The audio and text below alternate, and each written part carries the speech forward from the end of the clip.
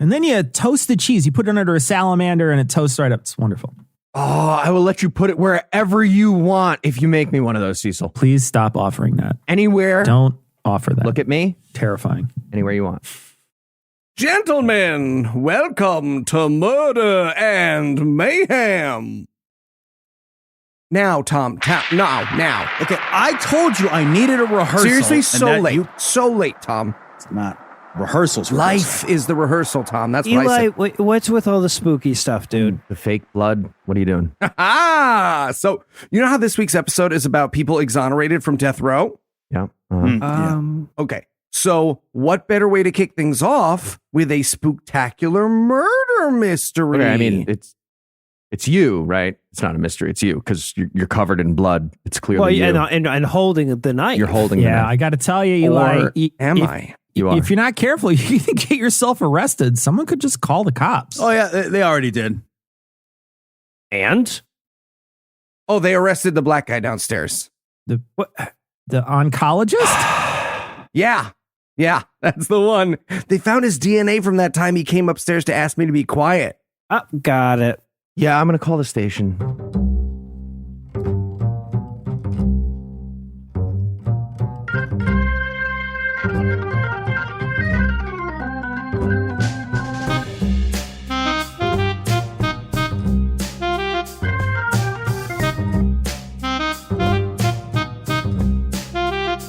Hello and welcome to Citation Needed, the podcast where we choose a subject, read a single article about it on Wikipedia, and pretend we're experts. Because this is the internet, and that's how it works now.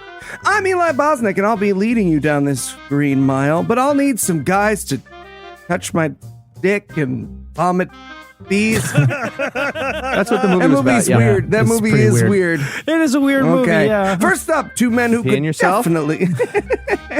First up, two men who could definitely get away with murder if they wanted to. Cecil and Noah. Could. Yeah, right, could. Hypothetically, Eli, how much volume do you take up in cubic yards? More or less than a big blue barrel, do you think?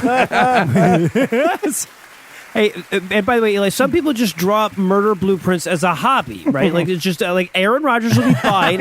Some people just have different hobbies. Don't read that book. Just don't talk about Atlas Shrugged. That's on you. That's your fault. Indeed it is. And also joining us tonight, two men whose adorable conviction for a murder they didn't commit would be a hoot to watch, Tom and Heath. Okay, but I feel like if that happens, and society's gonna... Like they owe me a gimme, right? Like I get a murder IOU, just one in the bank. Right?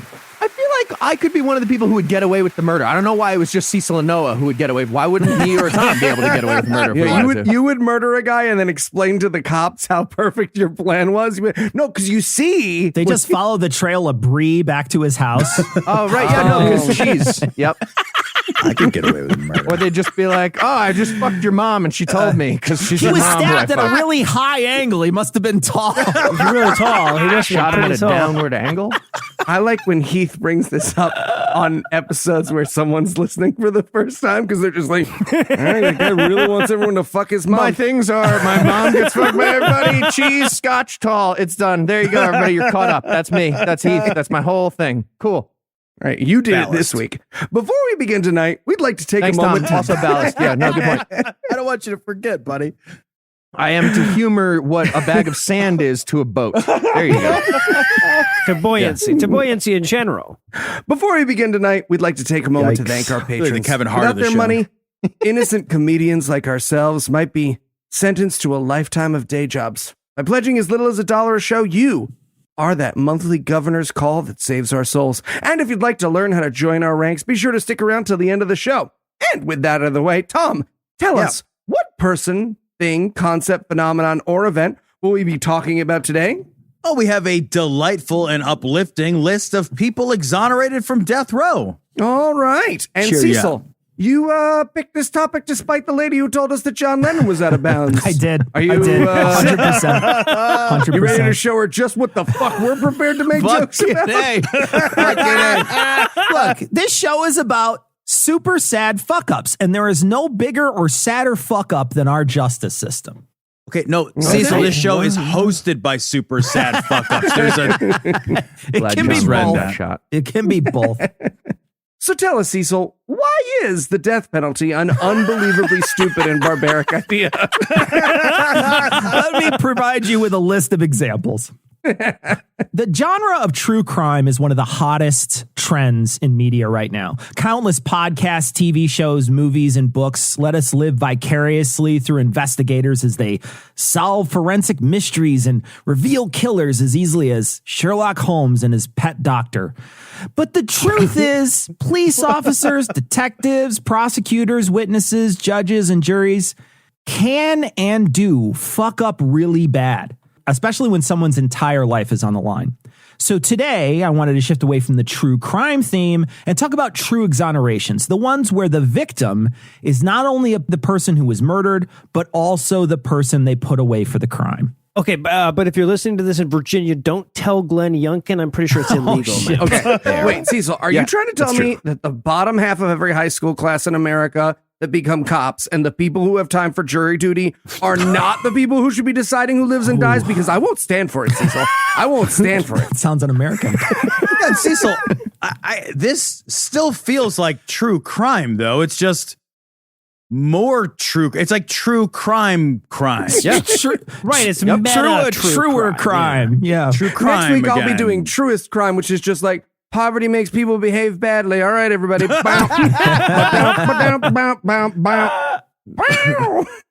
this is going to be a short list of people exonerated from death row in the United States. The wiki Not only short goes enough.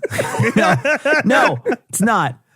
The wiki only goes back to the 70s, and a database from the Death Penalty Information Center says that there have been 186 exonerations since 1973. Okay. Like that sounds like a pro-life billboard got confused about what it was trying to do. Now, these are just the ones on death row. I'm sure we'll get a message after this is posted about ones we missed, and we are going to miss a lot of these. We only have so much time, and many of these listings are just like a Wikipedia line, but no page reference.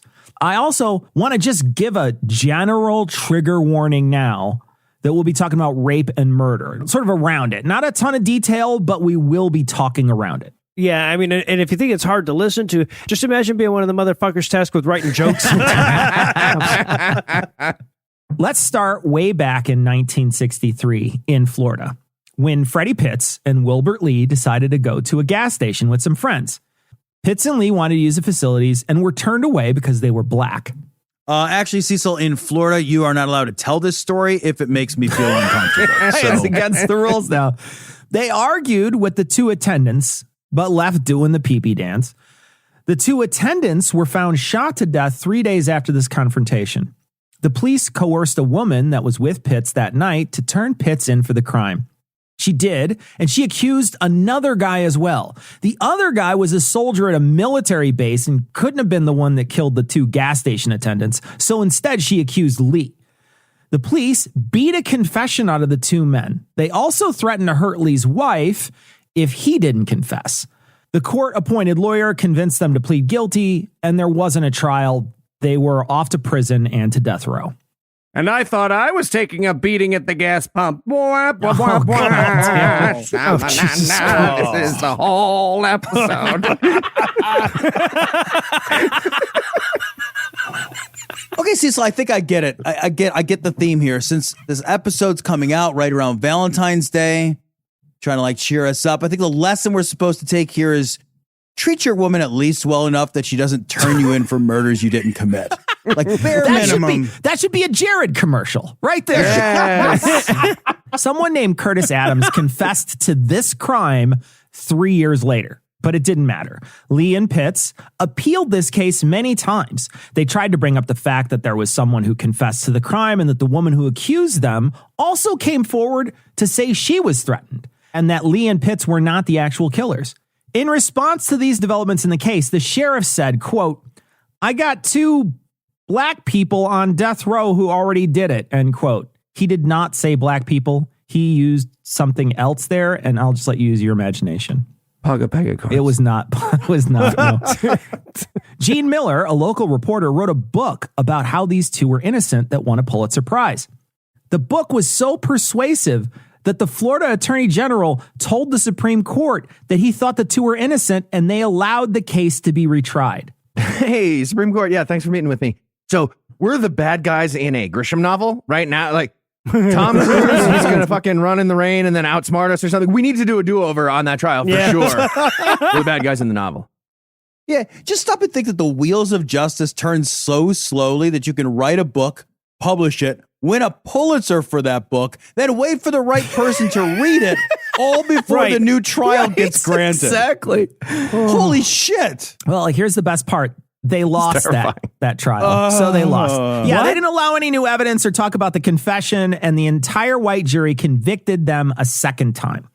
The governor finally read the book and pardoned them both. So they should have read the book to the fucking jury. They should have just skipped the trial.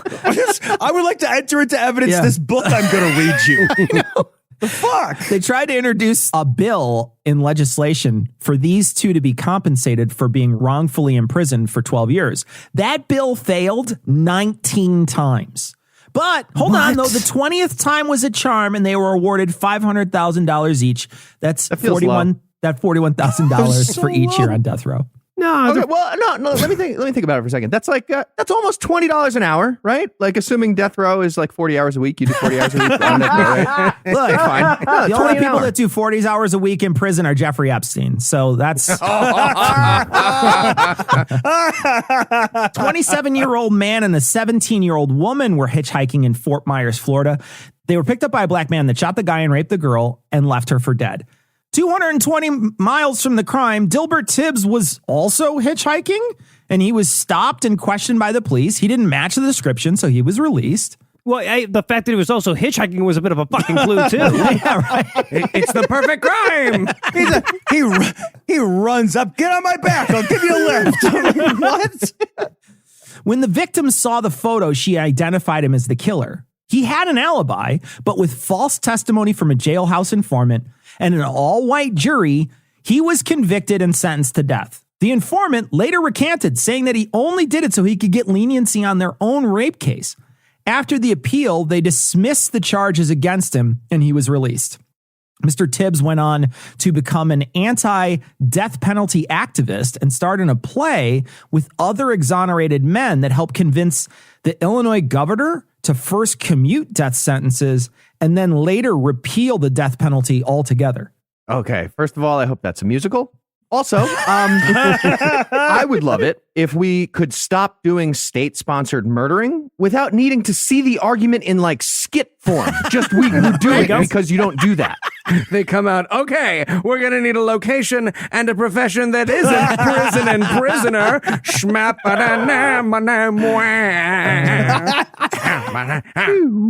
Tippity-tap, tippity-tap, tippity-tap, tippity-tap. An ex-con named Juan Roberto Melendez Colon was picked up by the police and accused of murdering a guy at a beauty salon. Melendez had never been at the salon. He'd never met the man. He had an alibi corroborated by 4 people, and there was no evidence linking him to the crime. The witnesses did not recognize the man accused, and there was a taped statement by another man saying he killed that guy. What? All right. Melendez couldn't speak, read, or write English, and they never gave him a court-appointed interpreter. Here's a quote from him after, I guess, he learned to speak English. Quote, "They never gave me an interpreter. At the time, if I could say 5 words in English, 3 of them would have been cuss words," end quote. He was convicted of the crime. I bet them cuss words came in handy at that point, Yeah. though. See, so you're really getting hung up on this evidence thing. And if Stop the Steal has taught us anything, and it hasn't, It hasn't, no. it is to never let evidence get in the way of a terrible story. Right. You had absolute proof, Tom. Absolute proof. I'm sorry. I forgot about Krakens. It's a whole, I'm the dumb one. Melendez appealed the case 3 times and lost. One of his attorneys during the 4th appeal found the tape confession in the original defense lawyer files. What? And they found other people that corroborated that taped confession. He won and was released from prison after spending 17 years, 8 months, and 1 day on death row. Wow. He has gotten exactly $100 for compensation from the state for this wrongful imprisonment. What? And they also haven't said sorry yet. Well, that's because they're not, Cecil. They're not. No, they're no. Read a white person. All right. Well, I don't know about you, podcast listener, but I only have 4 alibis right now, and that is clearly not enough. So while I take some selfies at an ATM, we'll pause for a quick break and a little apropos of nothing.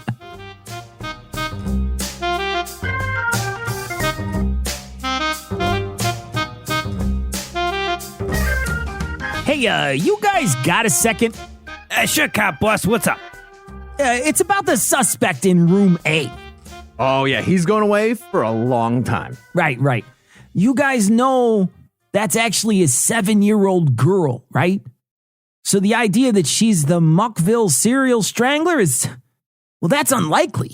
Oh, trust us, boss. Once we go to work on her, she'll talk. Yeah, we got this. Feels like you're inferring you're going to torture a confession out of a child, and that is, I can't believe I have to clarify this, not good. I think you meant implying, but don't worry about it. It's just good cop, bad cop is what we're going to do. Nope. You're both supposed to be good cops. We don't need any bad cops. That's not what I not heard. sure That's about not how that. the thing I think goes. it's both. Okay. You know what? Forget it here.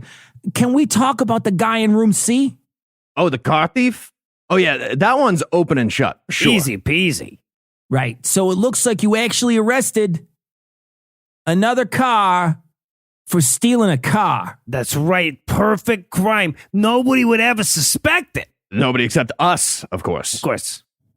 Guys, I don't want to be too harsh, but you seem to be really, really bad at catching criminals. All right, Mr. High and Mighty, how do you think we should catch the bad guys? I mean, you could go through the known backlog of over 100,000 rape kits in the United States alone. Have we considered it's the kits doing the raping? Ooh, that's a good one. You know what? Never mind. Forget Just it. makes sense statistically. Forget it. They're involved every time.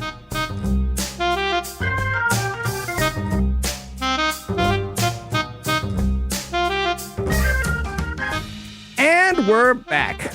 When we left off, law enforcement had a marrying your high school sweetheart approach to finding murderers. Tell us, Cecil, did that continue to work out awesome? Oh, I'll let you decide. This one is the story of Earl Washington Jr. Earl was, as Wikipedia puts it, intellectually disabled. He had an estimated IQ of 69. Nice. I knew you were going to say it. I fucking knew he was going to say it. I fucking knew it. He didn't write it, just but I knew estimated he was 70 to gonna say avoid it. this. I knew he was going to say it. In 1982, there was a rape and murder of a woman named Rebecca Lynn Williams. Williams was a mother of 3 and was killed in Culpeper, Virginia. A year later, after a drunken squabble with a neighbor, Earl Washington was arrested. The police coerced confessions for a total of 4 sexual assaults from Washington, but pesky physical evidence and witness statements cleared him of 3 of those charges. This essentially forced confession of Williams' murder also got all the facts in the case wrong. But let's not let the facts get in the way of a good story. Washington was represented by a completely inept counsel that never brought up the fact that he was mentally disabled, and he was sentenced to die. Jesus, I feel like demonstrably false charges should come with a buy 3, get 1 free kind of setup. Right? It's like a fucking punch card or something. Those interrogations do not inspire confidence in the quality of those confessions. Okay, so you're saying you murdered the victim by beating her to death with a live goat wearing a top hat. Yes, yep, live goat. And after she died, the goat and I went ballroom dancing. So it's the goat had the remember I said the goat had the hat. That was why. Of the ballroom dancing. Right. Yeah, but see, the lady was strangled. Are you sure you didn't strangle her? No. Yes. I think I did. Probably. I strangled her with a tire iron. Yep. Now that I think about it, that makes sense. Strangled her with a rope. I think you meant you strangled her with a rope. Wait, what? A rope. Yeah, she was strangled with a rope. No. A tire iron. No, it's confusing because it's an iron rope that I have. That then after that I did the iron rope thing, and then the lady and I had licorice together. The dead lady. Yep. Yes. No. How am I doing? Yep, I did it. You're doing great so far, kid. Okay, so on to Jimmy Hoffa. Let's look. We got CIA. Through the help of another death row inmate, Washington was able to reach a pro bono attorney named Marie Deans. They arranged for a DNA test of the evidence. When the test came back, it determined there was no way that Washington could have committed the crime. But in Virginia, you can't just get an appeal with exculpatory evidence. What? That's not going to happen. Okay, I know that appeals are for technical problems in a trial and not for relitigating the evidence, but I feel like technically it's a problem if we don't relitigate Right. when there's new Yeah, evidence. it's exculpatory evidence. Yeah, no, it seems important. Seems like something you'd want to have. Yeah. Technically, you got it fucking wrong. He was going to die before they allowed that evidence in, but luckily the governor commuted his sentence to life in prison. So all this happens in 1993. 7 years later, they tested the evidence again, and it actually returned a result that wasn't Earl Washington, and the governor gave him a full pardon. He has since sued and won millions of dollars in settlements for being wrongly accused, forced to confess, and wrongly imprisoned for 16 years. What's with the giant gap, though? Is there like a 7-year line at the fucking DMV for somebody to swirl cum in a beaker or whatever they do for DNA evidence? 7 years? Swirl some cum, man. I'll do it. Doing it already. Anyway, yeah. In 1984, John Thompson, a 22-year-old father of two, was accused of murder. He was arrested with another man, and his picture appeared in the paper. At this time, there was an unsolved armed robbery, and the victim saw the picture in the paper and identified Thompson as the robber. The prosecutor tried the armed robbery first, based on the eyewitness testimony alone, and then he was convicted of that. The prosecutor tried the armed robbery first because, quote, Thompson was effectively precluded from testifying in his own defense because the prosecution would have impeached his testimony by referring to his armed robbery conviction, end quote. Wait, so he wouldn't be able to testify in his own defense in the second thing for the murder? Yeah, for the murder. They wouldn't let him because they would just say he's obviously lying because he did an armed robbery. Is that okay? I guess I feel like I'm nitpicking about a really small problem in this bigger picture. Go ahead. Right. Your Honor, he does not have a cootie shot sustained. The worst part about this is the prosecutor had a blood sample test from the armed robbery that would have exculpated Thompson. I didn't mention that, but neither did he, it turns out. He didn't mention that to anybody either. The sample was from one of the victims, I guess. It was on one of the victims, I guess, and it was the robber's blood. It was a different type. Thompson couldn't take the stand to defend himself. The prosecutor hid evidence, and Thompson lost his case. The fucking American South is My Cousin Vinny without the jokes. The whole thing, Yeah. this whole time. 100%. Yes. Yeah. Your Honor, my client is trying to sign language to the jury. Please make sure that he does not testify in his own defense. After almost 20 years behind bars, the blood sample came to light, and he was exonerated. When Thompson was released, he sued the DA for suppression of evidence, and he won $14 million. That fight would be appealed all the way to the Supreme Court, where the conservative court in 2011 sided with the DA and basically called it a legal oopsie. Deceased hobgoblin Antonin Scalia and alive hobgoblin Clarence Thomas wrote the decision in the blood of the innocent. In 1986, Oh, great year. an 18-year-old white woman named Rhonda Morrison was killed. Other than that, it was a great year. I was talking about like the cocaine Music vintage of and the 86. cocaine, Had yeah. really Music good, and really good floral Yeah. qualities. the police decided to arrest Walter McMillan for the crime, despite not having a prior felony conviction, and he was at a fish fry at his church when the murder happened.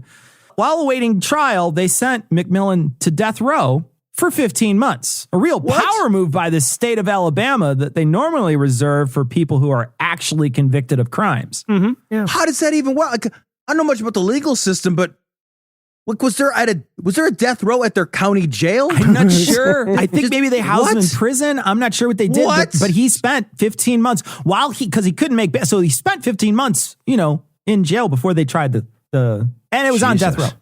Probably like a long scene where Joe Pesci and somebody were talking past each other and like they didn't understand what they were saying to each other. It's a big confusion mix-up thing.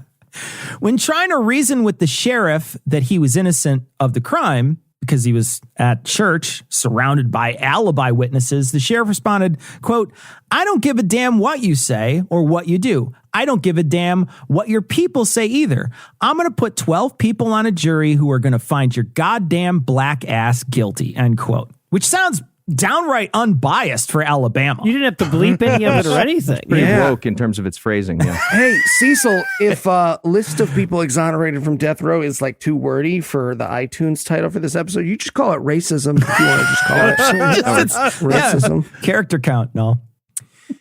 Because the trial was getting publicity, the state decided to move the trial to another county. They moved it from the 40% black county to a far less biased 86% white county for fairness. There wasn't any physical evidence linking McMillan to the crime. There was a stack of churchgoers that said he was eating fried fish at the time, but they were black, so they didn't count. He was jointly indicted with a career criminal who testified against him and pleaded guilty to get 30 years. 11 white jurors and 1 black juror found him guilty in a day-and-a-half trial. They recommended life in prison, but the judge threw out that recommendation and gave him the death penalty instead. Okay, I want to put like an asterisk for white, cis, straight, middle-class men and up on my comments about the 1986's overall greatness. Just keep revising it. In Cecil, in post, if you could just add that, me saying I'll put an audio asterisk for sure. So, yeah, we got footnotes now. The case got denied appeal a few times and eventually made it to the appeals court. There, it was uncovered that the main witness who pleaded guilty was coerced by the police and didn't commit the crime himself. They found this out because on the other side of the confession tape is, quote, a recorded conversation in which the career criminal complained bitterly that he was being forced to implicate McMillan, whom he did not know, for a crime neither of them had any role in, end quote. Why would that be there? Several witnesses were also discovered to be lying. McMillan's modified truck, spotted at the scene, was modified several months after the murders. And the DA and the judge in the original case had, quote, practiced intentional racial discrimination, end quote, in jury selection. Shocking. He was exonerated, sued a bunch of people involved in this, and he settled out of court.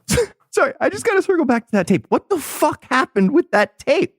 Some idiot cop got a confession on one side, and he's like, hey, lying star witness, can you just recount our big lie out loud for posterity? I don't know. Oh, no. Just give me a second. I'm going to flip the tape to be safe. What the fuck? Why does that exist? I'm going to mark this side of the tape with actual confession. This one, big fake lying confession. Big letters, don't listen to this. Just like my dad with VHS cassettes not getting a new do not tape. We need another one because if we're not going to let us tape over the weird thing on History Channel you did, we only have that tape. I can't tape anything. Ray Crone was convicted of killing the bartender of a bar where he played darts. He was convicted with the discredited and completely unsciency forensic art of criminal fortune telling called bite mark analysis. The expert that testified in the crime said that his teeth matched bite marks on the skin of the victim. And in fact, after incarceration, Crone got the nickname the Snaggletooth Killer. It was disputed in his trial by his own dental experts, but he was convicted anyway and sent to death row. He was exonerated 10 years later when DNA evidence showed that he wasn't the killer and it matched someone else. Quote, journalist Robert Nelson later wrote that ample crime scene evidence and interviews should have excluded Crone as a suspect and also pointed towards Phillips. That's the guy who actually killed him. But these data were ignored by the police and the prosecution's purported experts, end quote. After exoneration, he won $4.4 million from the city and county in Arizona. I mean, is anyone else considering rolling around on top of a murder scene or two to get falsely convicted for the money? Just me? Jesus Christ. I feel like I might be learning the wrong things from this episode. Yeah. Okay. Yeah. Eli, you would not last 40 seconds in prison. 40 seconds, no. They do not warm your mango nectar to 86.5 degrees and let you cuddle facially deformed dogs with sleep apnea when you're on death row. Also, every day of its life, your dog is on death row. I just want to say. Christ. How dare you, Tom? Holy shit. How dare you? Holy shit. Gloves are off. I'm just mad because I came up with that idea before he did. I would have shared. Anthony Charles Graves, a black man of 26 years. What race was he before that? Cecil? All right.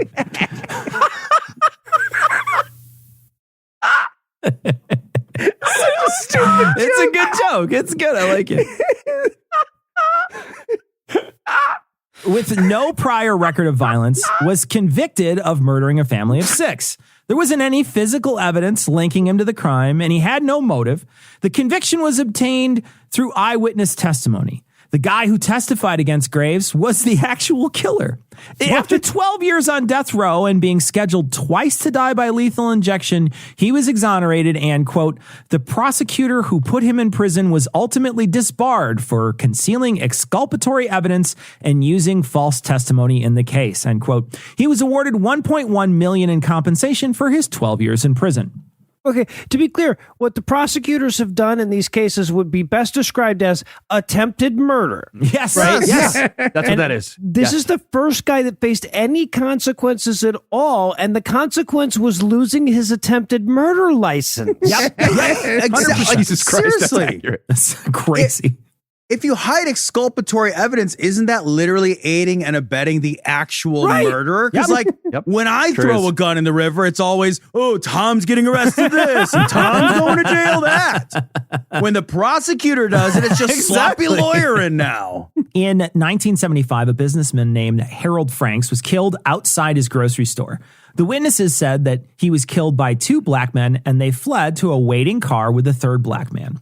All the witnesses said they couldn't see the killers clearly except one.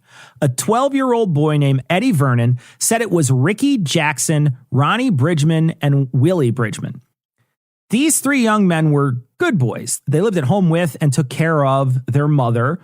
One was a tradesman. One was honorably discharged from the military. None of them had been in any trouble before. It really didn't matter. Based solely on the testimony of a 12-year-old kid, they were all convicted. In 2011, the boy who testified against them recanted his testimony. He said he was coerced and then threatened by the police. One of these men had already been paroled, but the other 2 were released after they were exonerated. After 39 years in jail, this is what Ricky Jackson said about the 12-year-old that helped put them in prison.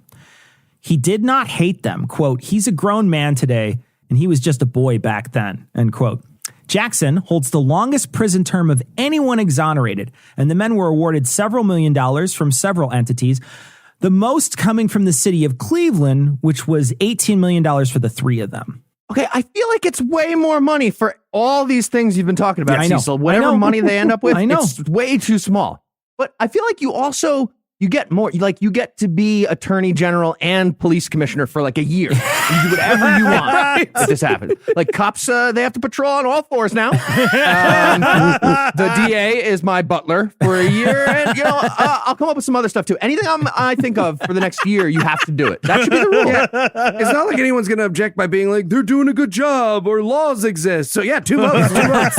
Right? In 1988, an 88-year-old farmer named William E. Doolin was found murdered in his home. A woman that Wikipedia calls a cocaine addict, Gail Porter, was found using William's checks, and her blood was found at the crime scene. Okay. Was she a cocaine addict, or do you think Wikipedia was just being mean? It sounds like you think the latter. Oh no, I just didn't want to call her a cocaine Said addict it weird. without referencing Wikipedia. It's okay if you and Gail are tight. I You didn't can tell want to us. do that. I just want to just throw that out there. She agreed to a plea deal with the police and said that she was there, but she didn't do the murdering. That was done by 2 other men, Ralph Fry and Joseph Burroughs. There wasn't any evidence for this other than her saying that they killed the man. Ralph Fry, a man that Wikipedia says has, quote, a slight cognitive disabilities, end quote, also was coerced to testify against Burroughs. Fry eventually recanted his testimony, and the lawyer from Making a Murderer, Kathleen Zellner, got Gail to confess to the murders. At retrial, the prosecution dropped the charges, and Burroughs was awarded $100,000 for his 5 years on death row. Wait, there's the going rate for locking people up is $20,000 a year. Yes, it is. Guys, we got some Kickstarters to set up. I feel like. know, man. Greg, lock him up. Greg, lock him up. I can't imagine losing 5 years of my life, suffering the trauma of prison, being separated from family and friends, being put on fucking death row, and at the end of it, they're like, it's our bad. Here's enough money for, a Honda Civic and 1 year of college. Good luck out there, buddy. Not like a great college or a brand new Civic, but like State University. Depends on the options. make it stretch. In 1983, two young black boys named Leon Brown and Henry McCullum, described as two young men with, quote, very low IQs, end quote, were charged with the rape and murder of an 11-year-old girl, Sabrina Buey. The boys spent hours getting interrogated without any counsel present, and they got them to confess. They quickly recanted the confessions, but that didn't matter. The police also had exculpatory evidence that they hid from the defense. They were convicted, of course, and sent to death row. Are cops just hanging around handicapped parking spaces like Matthew McConaughey in Fast Times at Ridgemont High? What is happening? What is happening? 30 years later, they were exonerated when DNA evidence connected these murders with someone who was prosecuted by the same DA for a similar crime a month before, who lived next to where the body was found. They were also awarded $75 million for their wrongful conviction. The DA that prosecuted these two, Joe Freeman Britt, holds the world record of death row convictions and was considered the deadliest prosecutors in the U.S. with 47 death row convictions. That's not And, a good thing. We quote, don't want you to be good at that. even in the light of the scientific evidence, Britt refused to acknowledge the men's innocence. End quote. No. Cool, tight. And if you had to learn what you've learned in one sentence, what would it be, Cecil? You know, as I was writing this, I just thought to myself, Exonerate would be a great name for a breakfast place. Was that what you were thinking about? That's what I was thinking the whole time. This stuff goes in one ear and out the other. Yeah. And are you ready for the quiz? If it pleases the court, sir. All right, Cecil. The criminal justice system, A, is very unappealing. Appealing. I like it. B, doesn't appeal to I me. think you That's used the that one same already. joke. C, appeals are a token nod towards fairness and justice, while in practice offering little to nothing by way of remediating the inequities and failures of the system they purport to keep in check. It could be, I don't know. Rule of three, C. It's C because it's hilarious. Damn it. Oh, So funny. You got it. So funny. All right, Cecil.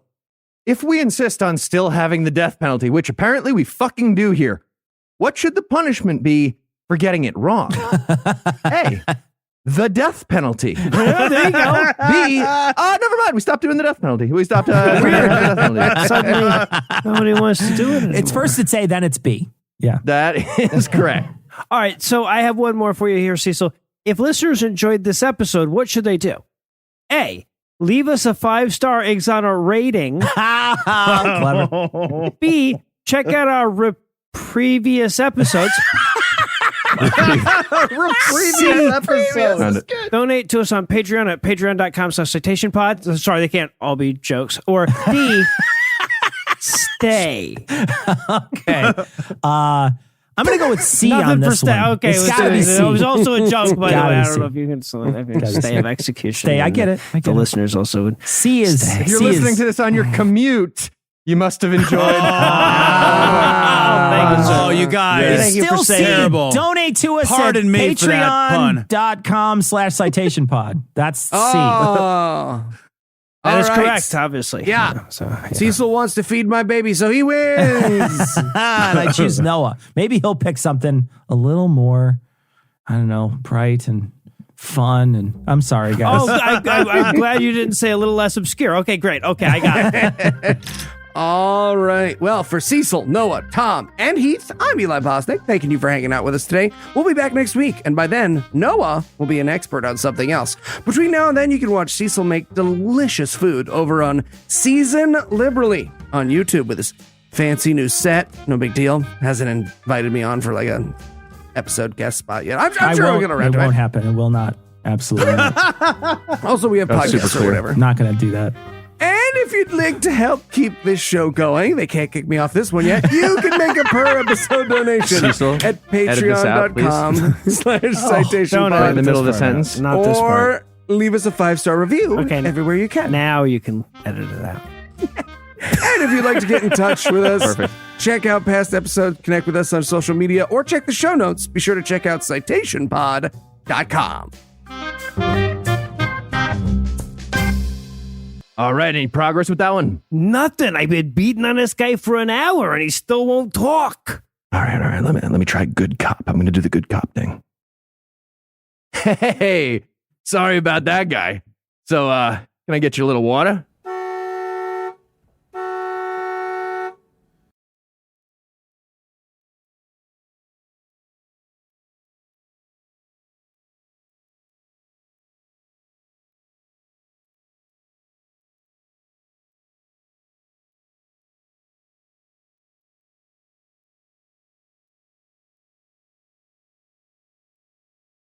This podcast is sponsored by Talkspace. You know when you're really stressed or not feeling so great about your life or about yourself? Talking to someone who understands can really help. But who is that person? How do you find them? Where do you even start? Talkspace. Talkspace makes it easy to get the support you need. With Talkspace, you can go online, answer a few questions about your preferences, and be matched with a therapist. And because you'll meet your therapist online, you don't have to take time off work or arrange childcare. You'll meet on your schedule, wherever you feel most at ease. If you're depressed, stressed, struggling with a relationship, or if you want some counseling for you and your partner, or just need a little extra one-on-one support, Talkspace is here for you. Plus, Talkspace works with most major insurers, and most insured members have a $0 copay. No insurance? No problem. Now get $80 off of your first month with promo code SPACE80 when you go to Talkspace.com. Match with a licensed therapist today at Talkspace.com. Save $80 with code SPACE80 at Talkspace.com.